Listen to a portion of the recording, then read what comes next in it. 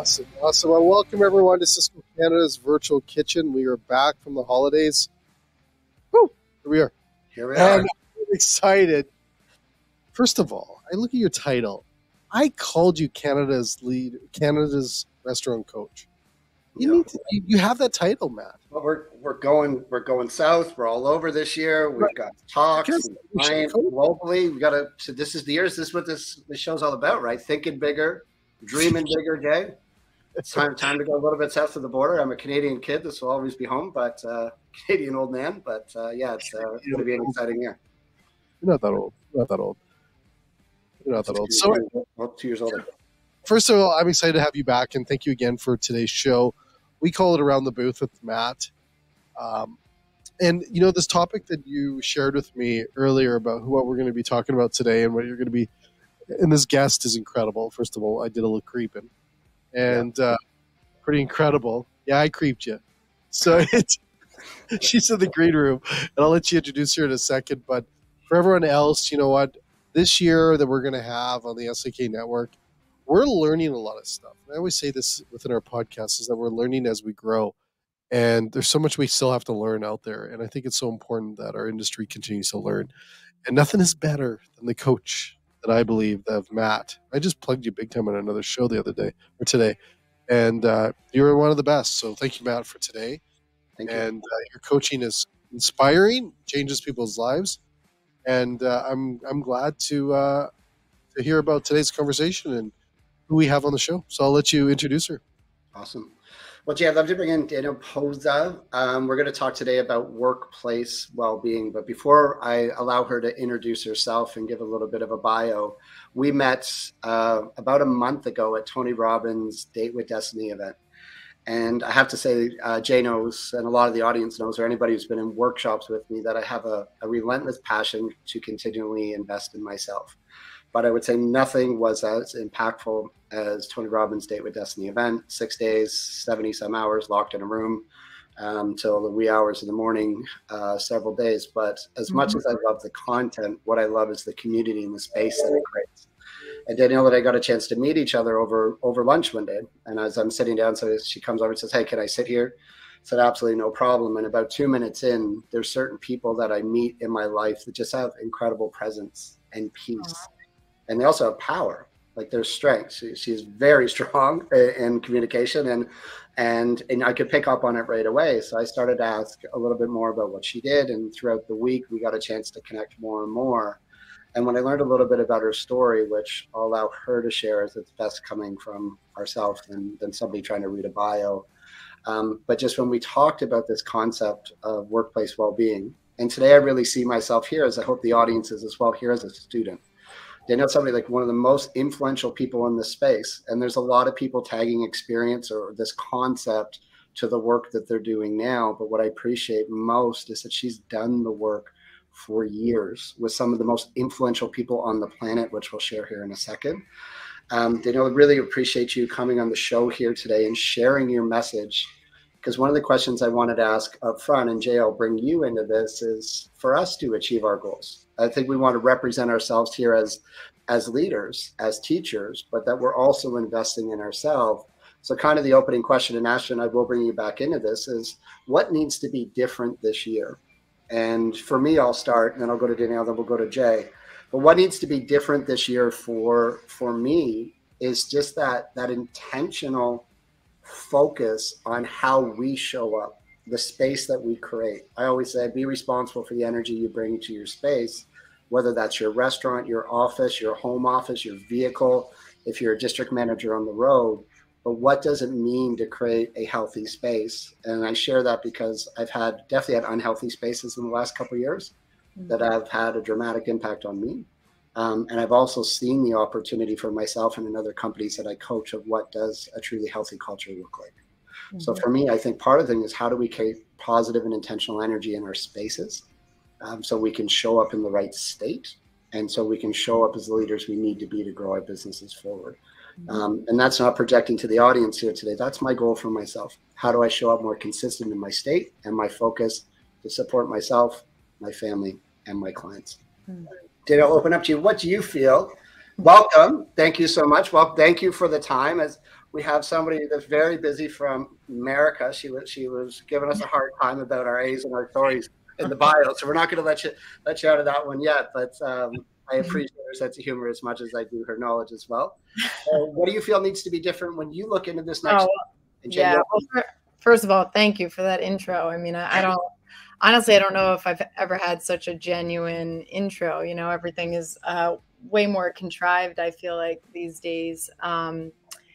I can't see myself, but I mean, I can't see you, Matt, but you're still there. We're still here. Yeah, we're here. Okay. I got to get used to this platform. Okay. But thank you. Seriously. That was such a nice intro, and totally agree. I mean, that event was so impactful. I think it does kind of, the fact that we met there, and we'll be talking about the importance of like leadership and conscious leadership. That's no coincidence. But again, just thank you for such a nice intro, and definitely felt the same when I first met you. So do you want me to start with that question or my story, or what? Why don't you start with the question and then lead into your story? So for you, what needs to be different for yourself this year? What's the focus and the shift, if there is one? It might just be consistency of the past, but also then if you can just lead into telling the audience a little bit about you. Sure. Well, originally I was thinking so in terms of what needs to be different for myself this year, you know, I honestly, the work that I do with workplace well-being is, I've kind of coasted a bit, you know, up until this point, and the world is just finally ready, and companies are really ready for this work. And I kind of have been operating, I think, a bit in my own comfort zone, like with my work, but I love this. I think it's so important for the world. And I actually just need to step up my own game on just getting out there more and just doing more of this, because I just believe in it so wholeheartedly, if I may be honest, you know, that really is what I feel like needs to shift. But on a bigger scale, you know, I feel like what needs to just shift, more so in like the zeitgeist, so to speak, is in a change. You know, this year I really feel like we need to change the way that we view success. And there's been this huge shift from kind of the traditional ways that we view success in terms of progress and growth. And I think the major shift that has happened is that we have to shift to thinking of success as synonymous with well-being, because that's really, the world has moved in that direction of like really valuing their life and their balance and all aspects of life. So that's my broader answer to that question. Yeah. And I think, and I'll share with the audience up front, part of my side, and Jay will ask you what's different this year. But one thing I want to share just from a vulnerability state. So I get a chance to coach some incredible leaders in incredible companies, but I'm also somebody who struggles with anxiety and depression. And often it gets triggered first by anxiety that comes on for a week or 2 or 3 weeks or a month. And then at times, a couple times through the pandemic, I don't know if anybody can relate to this, there was a couple experiences that were pretty dark. It was just really hard to keep my feet moving. It was hard I loved my work. That's what gave me energy. But when I stepped away from my work and had to be there for my kids, I really felt empty. Mm-hmm. And what I did find is why this conversation is so important to me is workplace well-being of relationship, of environments. And this is my definition, and Danielle will share hers more. But when just looking at the impact, once I was able to control the space and the relationship, and Jay, we've talked about this in past shows, put boundaries in place, it allowed me to have better control of my anxiety. And Danielle will share some statistics around this, should you choose to later, around how many people are feeling challenged in the workplace today, not only with just their energy or their mood or the connection or anxiety, depression, and how many people are really challenged. And it's a major, I would frame it as an opportunity for mm-hmm. those that choose to take a different path. And if we don't, it's creating some very big concerns and gaps for me in the workplace. Mm-hmm. So I just wanted to, from my side, if you're a leader out there that has anybody on your team or possibly yourself that is looking for a better connection, then I encourage you to stay in this conversation. And statistically, if you have a team over 10 people, we can all take something from this conversation, as Danielle will share the stats. So stick with us, lots to come there. And I won't share much as we get into these questions. As I said, I'm here and excited to be a student. But Mr. Ashton, I know you've got big goals for 2023. Tell us a little bit, what's different for you this year? I think this year it's funny because I actually said this to Emily, my boss, the other day, just before the holidays, or maybe it was after. I can't remember. Maybe it was before. Is just really spending more time on myself. Right, like this was, and I'll be honest, this holiday that we just got through was the first time in 18 years that I had not worked at some time during the holiday. Yeah. And I sent her an email or a message today just saying thank you. Like I've never not had someone bug me as my boss or interrupt me through the holidays, or I felt like I had to work through the holidays. It's the first time I'd never done this. 18 years. Never not worked.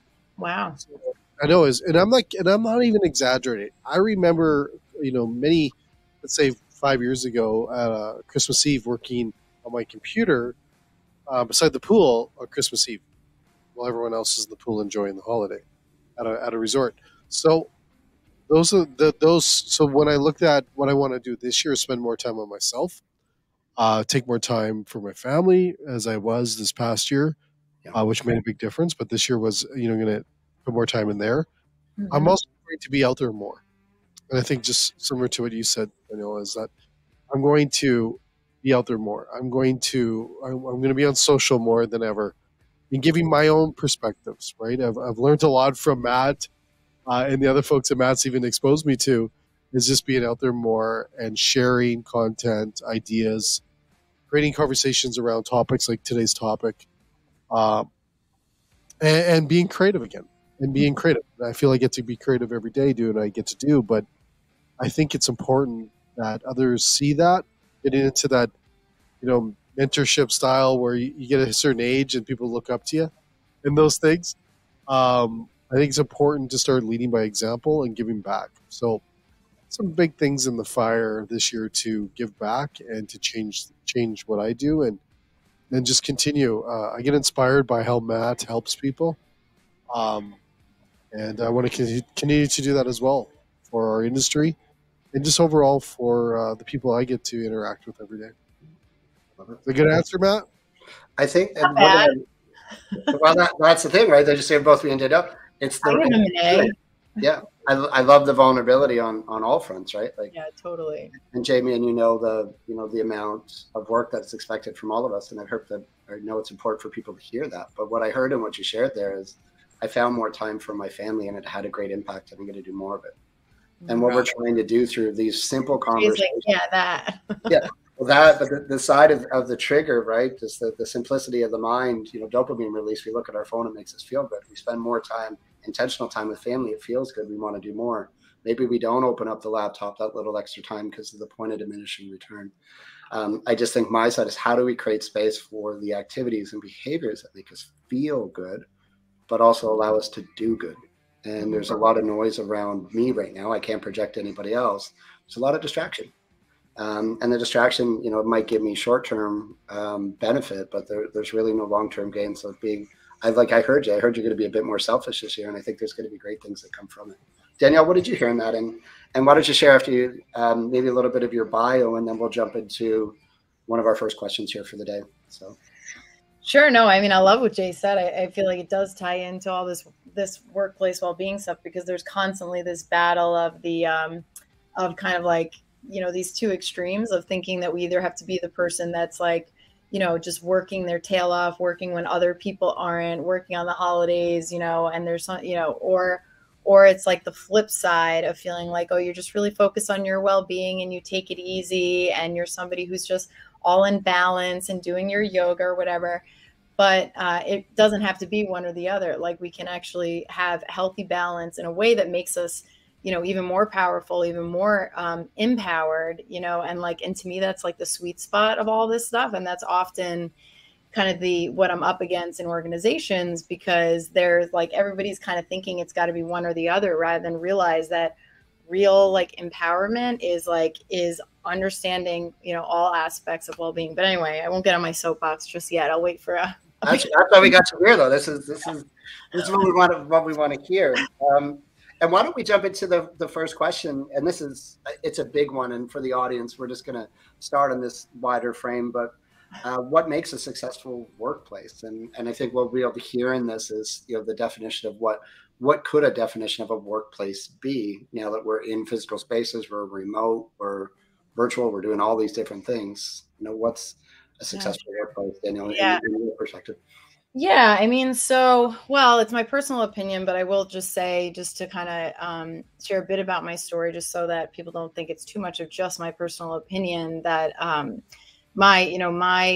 I always say my more official career, because I was doing things in college and doing, a lot of other kinds of work and entrepreneurial stuff, but my official career started with Gallup. And if people know Gallup's probably the best of the best when it comes to understanding workplaces due to their research and understanding human behavior and human psychology. So I started my career there, and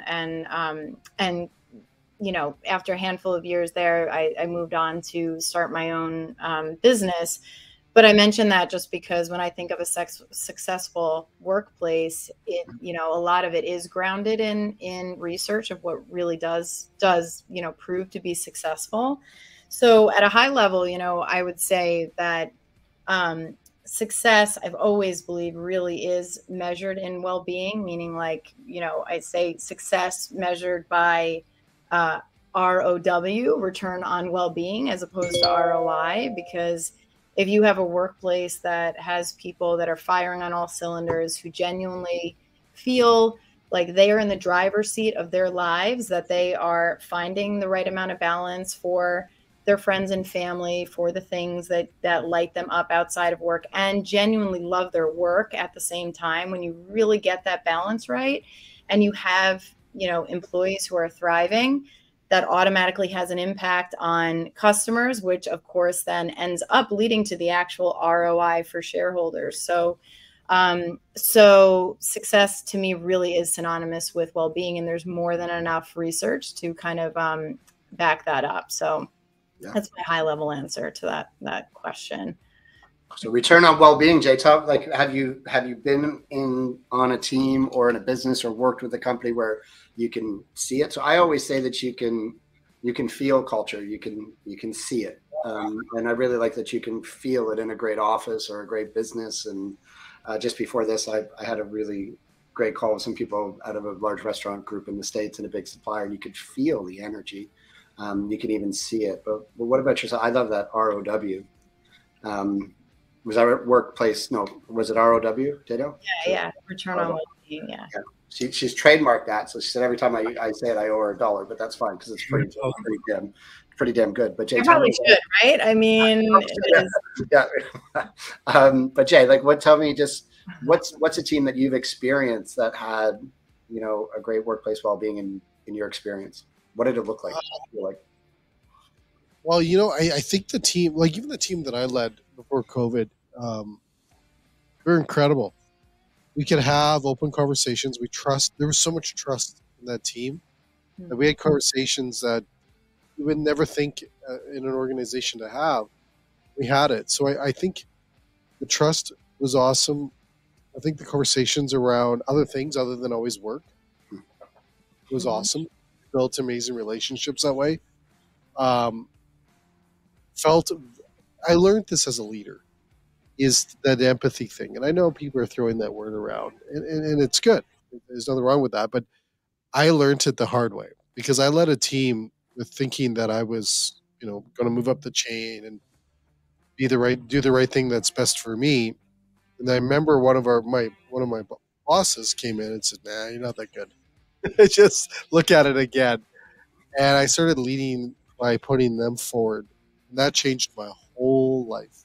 And that was many years ago. And I truly believe today that a place that I get inspired to work at is a place that allows us to be innovative, allows us to learn, allows us to fail, because I sure do a lot of that with this network and doing things and trying different things that our leadership just says, keep going. And I'm grateful for that. So, but that's where I enjoy, where I worked and what I get to do today. I'm inspired by what I get to do, organization I get to work with today. There's companies out there that don't do that stuff, and it's unfortunate. I think from the restaurant industry, and this question came up earlier in a podcast today, was the same kind of question. And I really think that we need to, I think one of the things I took away from that was the conversations need to be real and authentic nowadays. Yeah. They need to be real and authentic. Not just the world, we say real in the sense of, okay, they just have to be a conversation. No, they have to be authentic. You have to lean in. You have to show empathy. People need to be heard, and especially in our industry. And those conversations need to be, there just needs to be more of them, maybe, and not just in the, okay, it's time to sit down, let's go through this. But those really heart-to-heart, authentic conversations. I think 2023, we're done with the fluff or the systematic conversations that we have to have within our organizations, right? You got to have the meeting, got to have this. Sit down, listen to what they're doing, listen to what they're going through. And maybe they won't open up, but they will over time as they build that trust. But I think authentic, real conversations have to happen. Yeah. You know what, though? I'll add to that because I think that the issue is because I do get the feeling that people are realizing that needs to happen more and more. And there's all these, like, you see people posting on LinkedIn of like asking, are you okay? But are you really okay? And like those kind of questions. And those are well intended. But I think part of the challenge is that, managers are where the rubber meets the road with those conversations. Just like you said, you created somehow you did that with your team, maybe through that shift that you had where you really started to take a genuine interest and curiosity in them. Which I always say, like, I usually err more on the side of like just being curious versus empathetic, because some people think they just like don't have the empathy gene, but like everybody can just be curious about who their team members are and their lives and all of that. But what I found, like one of the most like useful resources that I created for my clients was just like a document of questions for different types of meetings that managers can have with their employees. Because what I like realize is that, to your point about that authentic and vulnerable conversation, it all has to do with the question that you ask. And a lot of people just don't know what question to ask. And are you okay just isn't enough. Like there's got to be a time and a place and where you can like just really sit down and just take some time to get to know somebody. So often I just feel like that something, as simple as that, where like managers can just like really shift the nature of a relationship based on the kinds of questions that they ask that get to the heart of what their stress is, or get to the heart of what inspires them, or gets to the heart of like what their strengths really are, what gives them a sense of purpose. But if we don't actually ask questions that point to those things, like people don't just volunteer that level of depth, so. But love, I mean, just to your point, it really is just all about that authentic and vulnerable, more, type of dialogue. Yeah, I love that. Like one of my, I don't know if it's started last year or maybe the end of 2021, but reading Michael Bungay-Steiner's The Coaching Habit and The Advice Trap. And one thing that he talked about in those books, and I think I bought over 100 copies of The Coaching Habit for leaders that I worked with last year, just as a light reader audio. I highly encourage it. But he said, how do we be more coach-like instead of how do we become coaches? So the assumption is we all need to coach. We all know how to coach because we were coached. And I don't know if we always do. I know I didn't. And I've learned a lot through the different investments in courses and my own experiences.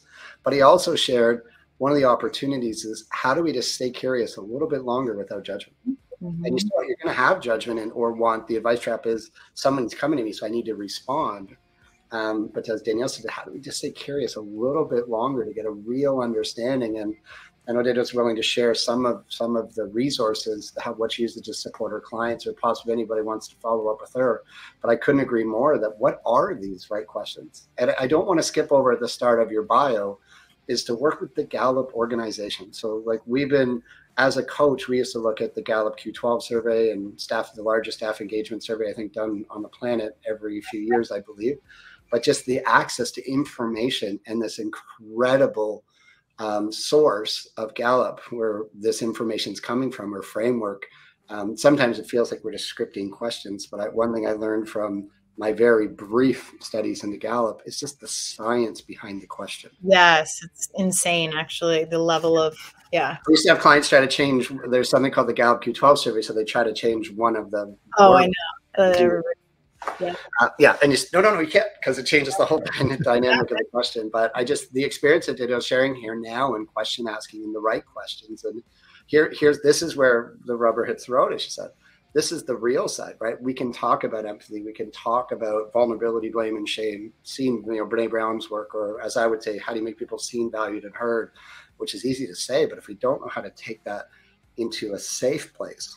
Because one of my mistakes is I've over leveraged vulnerability as a coach. I made that mistake. It almost became a tactic. Mm-hmm. How do you make it real and authentic to get into? But you shared, there were 3 things that you shared just as we talked about this in a successful workplace. And I just want to bring us back, because I think this was so powerful for me. But you mind sharing those 3 things that you really feel are the grounded foundation of a successful? Yeah, I thought I was getting too long-winded with my answer, so I didn't go into those as well.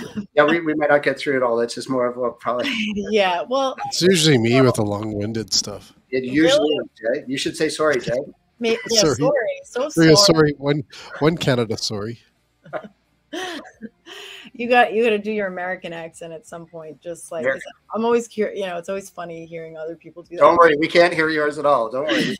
No, not at all. I don't. In my defense, I kind of have. I thought I had a pretty neutral. I didn't think I was the typical. But anyway, you got a little twang. We call it. So successful workplace. So I think, so at a high level, we've talked about culture, like at a high level, to me, like it's when well-being is the underpin or like the foundation of your culture strategy, like where, really your employee's livelihood is seen as like one of the priorities, if not the top priority, because everything else depends on it. And I think, you bring to life a well-being culture strategy through 3 things. And 1 is conscious leadership. 2 is empowered managers, because they, as many who are maybe listening know, managers are some of the most burned out people. And so not only are they the most burned out, but they are often not given anywhere near the skills that they need to have those kinds of coaching conversations that we just were talking about. And so many people are just not people managers at all. They don't have the talent for it. They haven't been trained on it. And then the 3rd thing is thriving employees, like really figuring out what is it, how can we enable employees to thrive? But not just what can we do for them. A lot of it has to do with what can we like stop doing? What are elements of like our toxic culture that we can like remove that will just naturally enable employees to thrive? Because sometimes the organizations like, I have a lot of clients that will say, we're doing all these things. We're bending over backwards. We're giving them these perks. We've changed this policy and it's still not enough. They're still leaving. They're still complaining. And the reason for that is because, a lot of the root cause of like being able to thrive as an employee comes down to, not being burnt out and just having good conversations with your manager, trusting your leaders. And so it's those elements of culture that are really at the heart of thriving, as opposed to like some really good perk or meditation app. So again, it's conscious leadership, empowered managers, and thriving employees. And you're one of the most humble people that I've met, because I know when you worked with Gallup, you had the opportunity to do some work with one of the most influential people, I would say, on the planet. And some people may agree or may not. But do you mind telling a little bit about the work and even the program that you're able to develop? So, Jay, a workshop like Day, like we did a hospitality leadership workshop here, but you did some work with an incredible human by the name of Deepak Chopra. Do you mind sharing a little bit about that and the work that you did with him? Yeah, sure. So I met Deepak actually through Gallup, because he's a senior scientist there, and I met him because my CEO connected us once. Gallup published like the first global study on well-being in like 2010. And I was so passionate about it. I told my CEO that I told him, I was 23 at the time. And I said, I want to be the best in the world at well-being, is what I said to my CEO in an email. And he said, well, I'm meeting with Deepak Chopra for lunch, in a few weeks, about to talk about the book, to talk about, well-being. You want to come to lunch with us? And I was like, sure, why not? So long story short, I became his liaison at Gallup to provide him with insights that Gallup was coming out with, research insights on well-being. And that led to a long relationship now where he's kind of like a personal mentor, a friend, and we've done a lot of different kind of business stuff together. But what you're referencing, Matt, we created, so on the conscious leadership piece, we created a course called Workplace Wellbeing and the Soul of Leadership. We led it over the course of like a full day on 2 different instances in New York. And the whole idea of it was that leaders are having such an enormous impact on their organization, often unintentionally, like just from the way that they're behaving or the micro communications that they're saying that send a certain message to employees.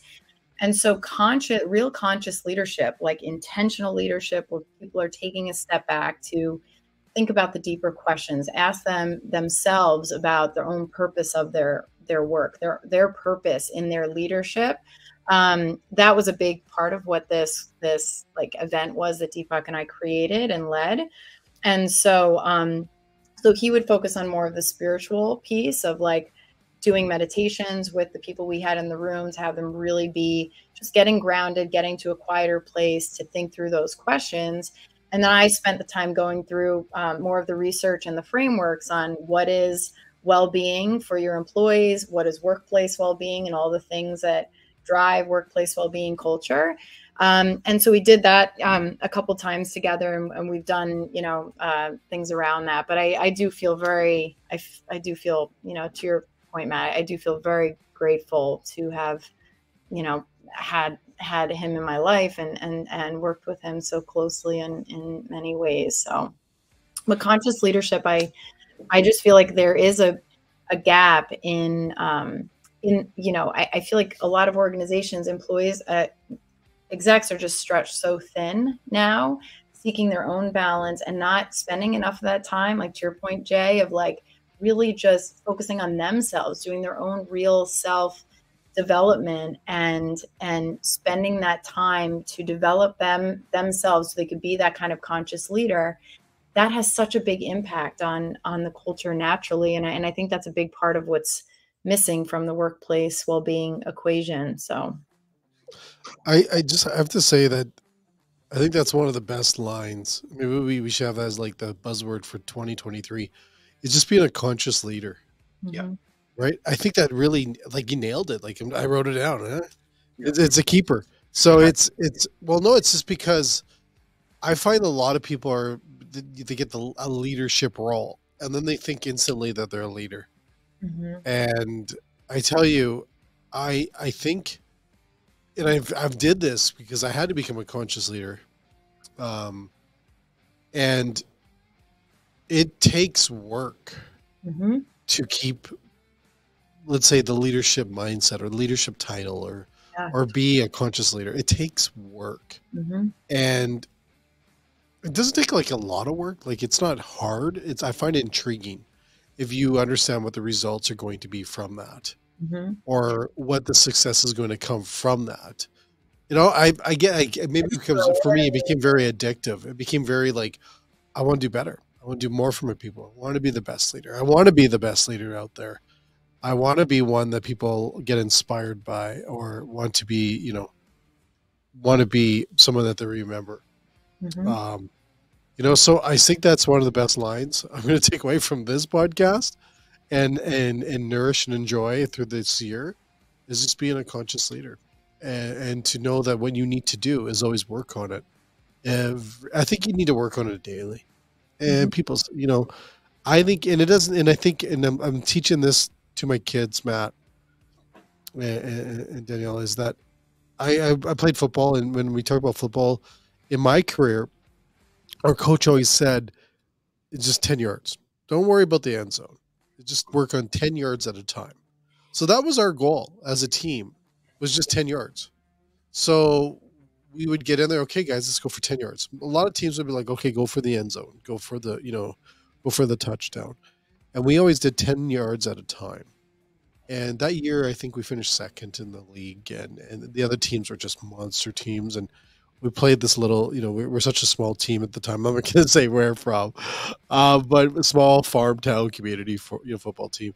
And I will never forget that. And that's bazillions of years ago. but we just tackled 10 yards at a time. Mhm. And one, and I look at this within leadership and what I do today is maybe we only got 5 yards today. We'll get another 5 tomorrow, and we got that 10 yards. You get 2 or 3 times to try to get that 10 yards. In the States, you guess more chances to do that, but different game. But it is where I think that we need to look at it that way as leadership, is that just continuously move down the field, do your 10 yards per day, and then sooner or later you'll hit that end zone. And then I think that end zone becomes where you become a really good leader, a conscious leader. Can I take your football analogy to another level? Okay, here we go. It's always smarter. No, granted, never played football, never really watched it. So take this with a grain of salt. But and you're from where? I was very into sports, soccer and stuff, but I was like, never watched, was never big on watching football. Do I have to explain myself? No, you don't. No. But I think I feel like the sweet spot really with leadership is actually a combination of a couple things, because think about it too with a football team, there's always the off season, there's always the time that you're really putting in the work to really train yourself and really taking a step back to do more of an immersive, a real training where you're not just doing that little by little, like you said, with the 10, the 10 yards, but it's a combination of the 10 yards and then also having time where you're really going deep in your training. And so I parallel that, especially in the corporate space, to, you've got more and more leaders now who are taking the time to meditate in the morning, resetting their day. To me, that's equivalent to that, the 10-yard analogy of every day kind of getting, regrounded and what your real intentions are, what your purpose is. But then also having that off-season time to say that, I think, Matt, you probably know, Mark Benioff is known for being a huge Tony Robbins guy and who's gone to all of his courses. That's not, or not all of it, but to some of it. But that's somebody who, set aside that time to really go deep and take that step back. And then there's the things that you put into place that are more habitual to keep you on track. Once you've taken that step back to have the insights to reconnect. And so I say that because I think sometimes, especially in today's society, we get stuck on wanting to do the little things. Oh, it's just about, the micro steps that we're taking, but there's not that much real investment that people where they're really taking a step back to say, hey, let me really carve out this time, not just try to squeeze it into the day, not just try to do a little bit here. You know what I mean? So it's and because that's where I feel there's got to be a new kind of commitment from leaders, especially in organizations, if they want to shift this whole narrative with the quiet quitting and all the new evolutions of well-being problems that companies are having. It's not going to happen just with, little things. So not to go against what you said, I was just enhancing it.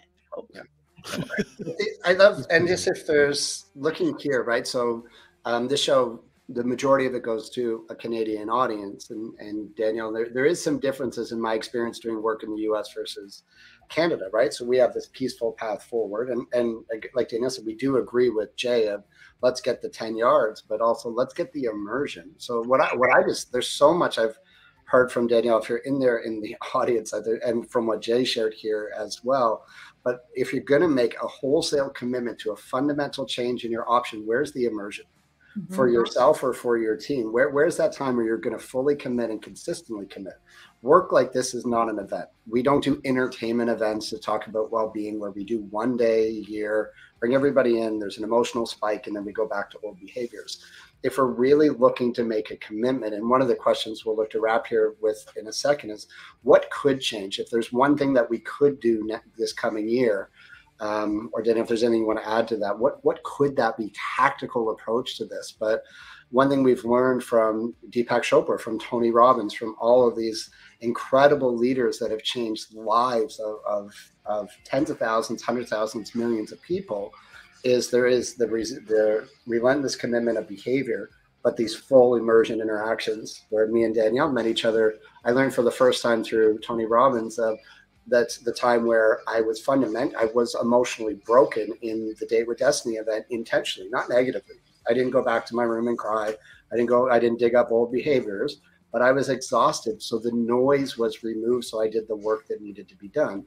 I don't think we need to go that deep, but what I do encourage people, and in the work I'm doing this year, if we're not willing to make a wholesale commitment to improve these areas of our operation, there's lots of options for you. I'm not here plugging myself. I'm not the option for you. We need to make with my clients, we need to do the work consistently so we get the repetition and the work and the depth to get the result that we want and deserve. But Danielle, just before we go into a recap, what are some of the things, like if we look to, as we just try to always keep these episodes to about 45 minutes, but we've got time here. What do you think, like tactically, people could do if there was a priority list? I know I'm putting you on the spot here and there's lots that we could do. What would you recommend? What would the steps be? I mean, one of the first things that's always top of my list is to just really make sure you're measuring well-being properly within your organization. It's almost hands down the first thing I do with clients, because and it's not just, some, when I first say that, sometimes organizations are like, oh, well, we have an employee survey, or maybe we're kind of measuring employee engagement.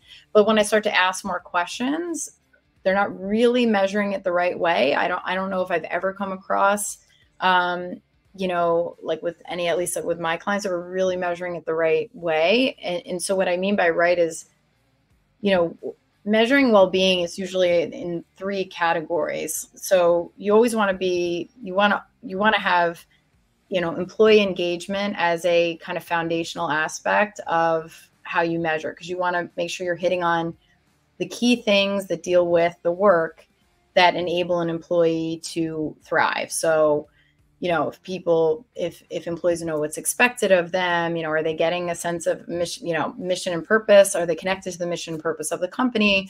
Do they feel somebody cares about them? Like all those, like the Q12 elements of Gallup, but doesn't have to be Gallup's version, but really hitting that employee engagement piece. The second is asking questions and measuring like how employees are doing, just getting a gauge on their overall life. Like, how are they doing, mentally, physically, emotionally, physically, and asking them just thinking about that as the end result, like just how is their well-being? And then the third category, which might be the most important, is asking the workplace related questions that are impacting an employee's well-being. And that's asking questions about burnout, how demanding their job is, about the number of hours they're working, if they feel like they're being micromanaged, a lot of these things that come from the workplace that's impacting their well-being. But aside from kind of the categories of questions, when it comes, there's, as you said at the beginning, there's such a science around it. You don't want to ask too many questions. You want to ask questions that don't matter, that aren't linked to business results, that haven't been proven by research to really make an impact on people's lives and on the business. And when you get the results, this is often the biggest mistake that companies make, is they look at it at a high level. They say, oh, well, across the board of our 10,000 employees, we have fairly high engagement, so it's not too bad. They get some insights at a high level for the whole organization to take into consideration. They might trickle that down, to some lower levels to, share that information to managers, but sometimes they don't. Sometimes they're just keeping it at a high level. And that's still not enough. In my experience, the best thing you could do is to measure well-being, as low at, break it down as far as you can, so you can then give a manager their own report on how their people are doing. And that enables you to really understand that while you might have a fairly decent number of engagement or well-being overall, all of a sudden Johnny's team's doing really good, or Jay, who mastered, the art of authenticity, something's going on in Jay's team that's completely different than Matt's team. And you don't know that unless you're measuring the right way. And then you're also drilling it down and empowering the managers with that information. Because if you don't do that, it leads to a lot of blanket approaches to, and blanket solutions to well-being problems within organizations. So I know you said a few steps, but that I think I'll just stay with that one. So there's a long one, but that's where it all starts. If you're not measuring the stuff the right way, other metrics start to, become more important. But this is really kind of the, you know, the holy grail of like getting to the heart of what's going on with people. So, and just again, there's Jay knows I'm not a person to be speechless often as I talk for a living, but I'm just kind of taken back with, like, I always talk about when you get different ways. Did I overwhelm you? Was that just so? No, I don't feel overwhelmed. I feel clear. You know, when somebody shares and you're like, I hear it, like I'm just, it feels, because my question to the audience, if you're an independent restaurant, you know, to learn more on this subject, and one of my favorite surveys we still do with our clients that you can get online is the Gallup Q12 survey that'll create incredible clarity. We can provide some support there, but a lot of people watching these episodes are multi-site restaurants, national restaurants, or more so if you're a supplier. My question to you is, what's the benefit if you go deeper in this area this year? What could the benefit be if you got more understanding, if you had the right questions? I mean, it's linked, you know, that's how you figure out where your retention issues are and where your burnout issues. And it's like, everybody's like, feels like everybody's burning out. But at the end of the day, it's like, you've got certain teams that it's happening more on than others. That's a result of that leadership coming from that department or that manager. So, I mean, it ties to all the hard metrics if you're measuring it the right way, right? Because you want to, if you have the right measure, then you feel like, okay, we know that if we improve this number, it is going to drive those things. If you're not measuring the right way, you don't have the confidence to keep going and feel like this is really going to impact our business. But if you do, I mean, it's at the heart of everything, but definitely knowing that retention and burnout are probably the biggest things on people's minds, at least in the States. You know, that's where the impact, you really see the impact. So Danielle, I have to ask you a question on that burnout topic, and it could be a rabbit hole. We don't want to go down too far, but is that something that will sooner or later get better? like just because it's not getting better. And what I'm seeing, it's like snowballing. It's getting worse and worse. How you're giving me and being able to potentially answer that question, like, will it get better?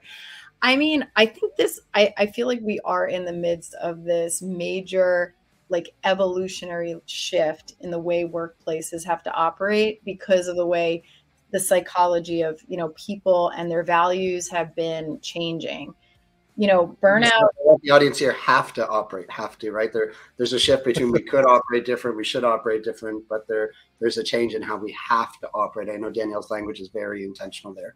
I just want to make sure people hear it. We have to. I think it is have to, because, you know, COVID made this topic made it top of mind for people. But now we've gone a few years through this thing, and there's more and more evolutions of it. There's, you know, it's like we're never really getting to the heart of the issue. And I do believe, from a more like spiritual perspective, that the universe kind of keeps sending you another version of the same problem until you really get to the heart of it and you really address it. And so I always say there's this shift that I call it the life-work balance movement, not the work-life balance, where life is the priority now, and where people are saying, I don't want work to be, you know, what my whole life is about. But if it is, I want it to be a healthy part of my life. I want it to be a part of my life that gives me a sense of purpose, that makes me feel empowered, that is a place where I can, you know, get a sense of community from my colleagues, or where I can learn from the leader that is influencing me. So, so to answer your question, Jay, I think the potential is there, but there's this, as like more and more organizations are saying, we need to figure out this burnout issue. Like, it just takes like more and more people to jump on the bandwagon. But I always say there's like a simple fix to burnout, and that is just to stop working. Like, I know, meaning like that, like 5 o'clock hits. What would you say? No. I gotta jump in on that, because I go back to this holiday I just had. Okay, so 18 years I never stopped working all the time. Matt knows this. Matt knows my story. But I tell you, I was actually looking at some of the stuff I finishing off last year with, going, what was I thinking? I wasn't, and I always said this because I go back to the days when I was in university. My one prof used to say, so it was painting and sculpture was my two main things in university I focused on. I majored in. Wow, cool. One prof would say, okay, do your paintings, put them to the side, come back to them in 3 weeks, go work on your sculpture. And then just keep hopscotching back and forth every 3 weeks. Well, you'd come back to the painting and you'd be like, what was I thinking? Right? Like, whoo, right? Oh, Like I was off, like you don't see it. And I tell you through work, this, like I think when it was happening is I was getting to, if I wasn't already, I was cooked. I was done. That those days that I had off over the holidays, and I am super grateful for my leader to allow that, to give me that. I felt like they did. And I'm grateful for that. But that was honestly, I feel like re-energized. I feel clear, even with a cold, and super sick this last couple of days. But I see the focus, and I think it also prevents the negativeness that comes into our bodies, into our minds all the time. And I think that negative, and I tell you, good way to my say it. goal is to think most positive thoughts all the time, because positive, I swear, it attracts positive outcomes. I totally do. So I just had to jump on that. I completely understand the burnout thing. I swear I came right to it if I wasn't already cooked by the time we got to the end of the year, because I'm looking at stuff I was doing up to for the holidays going, what was I thinking? Like, Yeah. Well, there's the it was, stop. Like when I say stop working too, I mean, because there's two forms of it. It's like stop working on the daily, meaning like that there really is a stop time to your day. And then the stop working in terms of really checking out for those breaks. Because like if you just do the breaks for vacation and stuff, that's not necessarily enough if you're like burning out all year long, right? So you have to have, but I say that because, so I know you guys both have kids. Jay, curious how old yours are, but I have a 4-year-old and a 1-year-old. And, when like I know my nanny leaves at a certain time, and I actually, so now I have a little bit longer of a day, but like I finish my day at 4:30 because I don't want to have, like, I want to actually spend a little bit of time with my kids before we get into, like, you guys have probably experienced this, the like dinner, bath, sleep craziness that happens, yeah, at nighttime. And what happens though is that by having such a hard stop, like it's a really hard stop for me. I really can't. I transition to my kids. I'm not back on my computer. I don't even check emails on my phone because I know that will distract me and I might miss my kid, falling down something or bumping. So, like, I don't do those things. As a result, it like completely rewires my brain for prioritization and changes the way I look at like what comes in my inbox and what needs to, but all of that just is a function of that hard stop and stop working. Now it's like, now individuals can make that choice for themselves, but often it's more complex in the workplace because that's where the culture and the manager and the leaders and the tone that they're setting come in to say, hey, this is something that we want to get behind and that we practice as leaders, and that we're strict about this because we realize how important it is to find that balance. Once you start doing that in an organization, all of a sudden people are like, well, okay, now that my day is ending, I'm much more aware of what I'm saying no to. I'm talking to my manager about prioritization more. But as long as that hard stop, if you do not just stop working, time becomes, it just feels like, oh, you have all the time. You can just go into all hours of the night. You can keep you can keep going. So I always feel like that's like one of the first places that, people have to start when it comes to addressing burnout. And I just love like that example, right? The values and the balance and the commitment to the routine, right? And you can hear the conviction, right? It's not a should do, it's a must do on here is my stop times. But I would also imagine just the productivity that comes from the focus of those stop times, of those boundaries, by putting those limits on, so we can be a bit more intentional of how productive we are on a daily basis. So I just think, like, for this conversation, and Jay and the SVK Network and Cisco for allowing us to have conversations like this. And again, I want to bring it back. It doesn't matter if you're an independent coffee shop, if you're a quick service independent franchisee, or a restaurateur, multi-site, or national chain general manager. It's just this is the conversation. This is the awareness. This is the shift that has already happened inside our industry. It's what we choose to do with it and how we decide to give it time for your business. And there are, as Danielle shared, there's proven science behind an approach of asking the right questions and getting the right information, providing the right coachable data to your leaders. But Our industry has gone through extreme challenge and change for over 3 years, and unfortunately 2023 will be a year of continued challenge for those. It's going to be continued challenge. It doesn't need to be as hard as you might choose to make it.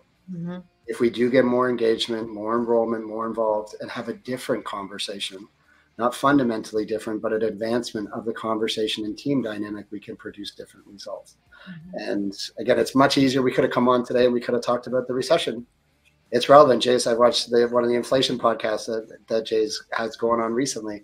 We'll have those conversations, but the real opportunity in all industries, not just hospitality, but I feel at home where we are with our audience here, is we really need to spend more intentional time focused on our people, and not just to feel good or talk about it, but to do different.